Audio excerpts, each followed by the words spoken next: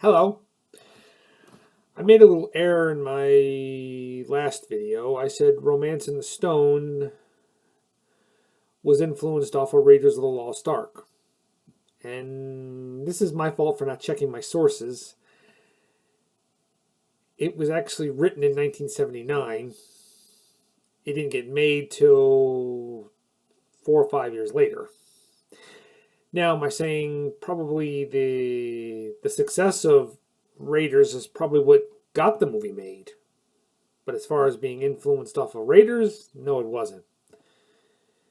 Now, as for the sequel, Jewel of the Nile, that was probably more influenced off of Indiana Jones than Romance in the Stone was.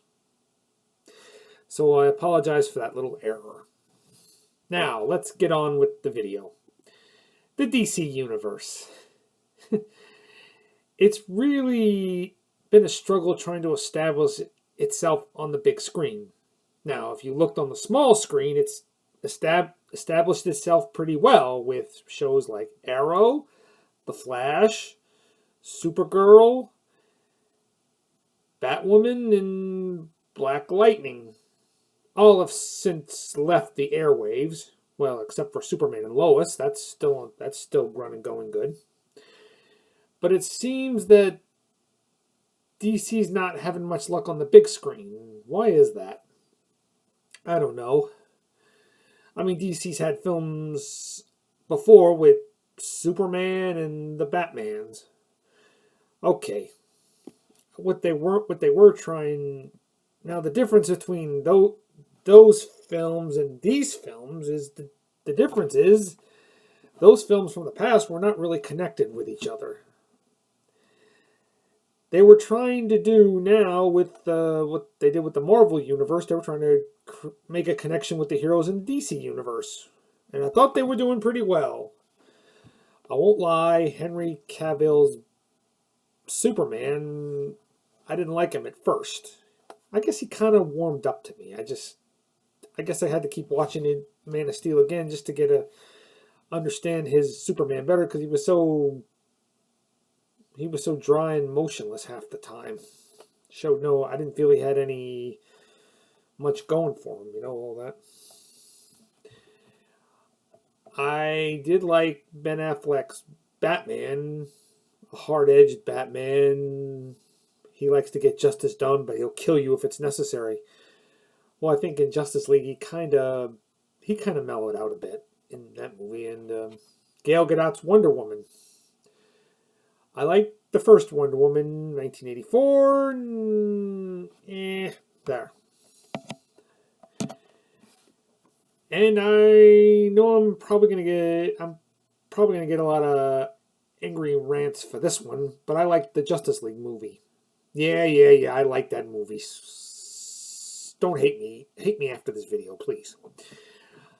I mean, it's not perfect, but it was enjoyable. It was fun, and I really liked it. And I just love the way the whole cast of everybody just plays off each other, similar to what they did in the Avengers. And Jason Momoa is Aquaman. I liked his Aquaman. He was funny. He was on edge, but he was really good in the role. And there's an Aquaman 2 coming out and so forth, but here's what happened now. Because the DC movies were not doing so well, they had to reset the whole thing. And it starts with the Flash movie, starring Ezra Miller. Now, I'm going to say this.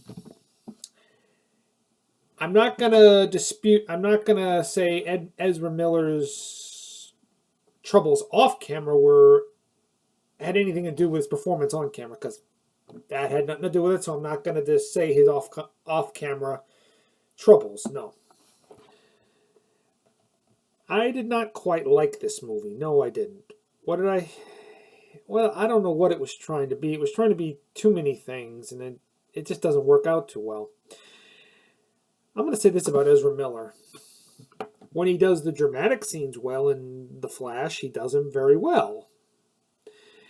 His role in a troubled young wizard in Fantastic Beasts, that was very well played. He played the troublesome young wizard perfectly.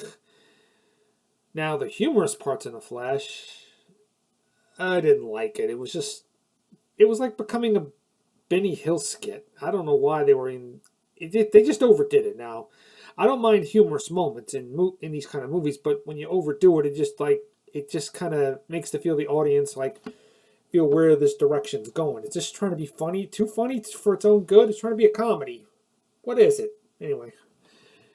But I liked his humorous quirks in Justice League. He played those humorous quirks better when he was playing off the other characters. But here, not so much.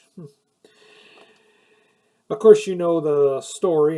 You've read about it. You've seen it on TV, the Flash timeline, when he goes back in time and Barry discovers he can run back in time and saved his mother from getting killed. He altered a lot of other moments. The Batman he thought he knew was a different Batman, played by everybody's favorite Batman, Michael Keaton. And boy, he jumped back in the role, and it's almost like he never left. That's how good of an actor Michael Keaton is, and so forth. I'm really wondering what they did. They must have did some major convincing to have him sign on to this. Oh man, from what I heard, he quit. He decided not to not play in Batman Forever because Tim Burton was voted was fired from directing Batman Forever. So, out of loyalty to his friend, he decided not to return as Batman in that film. But what made him decide to return as Batman in this is, I don't know. I don't know if he's ever given any interviews and so forth. And at 71, Michael Keaton is, 72. Here, Michael Keaton is quite a badass. Oh, man. And I think he kind of saves this movie. Because without him, this movie would just be fainted in obscurity, in my opinion. And the actress who played Supergirl, dang, I forgot her name, but she was good. I hear they're making a movie about her now. I won't tell you how this movie ends, but the way The Flash ends, it doesn't give me much hope for any DC movies in the future. But I'm willing to keep an open mind. I'm willing to see what the future holds. I really am. I'm looking forward to Blue Beetle. And will there be any more Superman movies? I hear the Superman's Legacy recast and all that stuff. And let me get this out the way. Blue Beetle, I hear, is not connected to that DC universe. It's in its own universe, so you don't have to worry about that. But the way the movie is going to reset everything, I was getting used to this universe. Now we gotta start over again. I don't have much hope, but I'm willing to be proven wrong. Okay? Well, that's all I got to say about the new DC universe. Bye-bye.